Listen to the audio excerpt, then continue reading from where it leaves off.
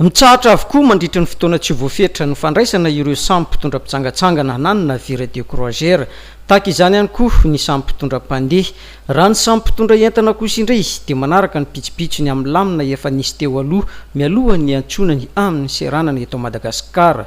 Patsihivoko eto zany ny fampandrenesana aloha ny tompona andraikitry ny APMF amin'ny alalan'ireo le consignataire zany telo andro farafahatarany mielo ny mombamomban'ny sambo sy ny mombamomban'ny équipage ary izay zavatra zay zany no afahan'ny APMF sy ny comité de vigilance au niveau local zany manao an'le tsona hoe évaluation préalable amin'ny hoe andraisana na tsy ny lay sambo mialo ny atongavany eto.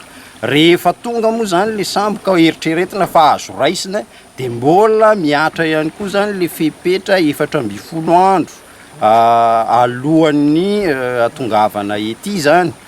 Dia ao anatin'izay efa misy ny laminasa eny amin'ny seranana iarahan'ny comité d'arraisonnement izay taritin'ny ao amin'ny ministèren'ny fahasalamam-bahoaka amin'ny alalan'ny médecins aux frontières zany ny fanaovana an'le fandraisana an'ireo sambo zany izay tonga nyty amin'ny seranantsika. Tsy ny eto amin'ny seranatsambo iraisam-pirenena ihany fa miatra amin'ny seranana rehetra mety antsonana sambo avy any ivelany io fepetra io.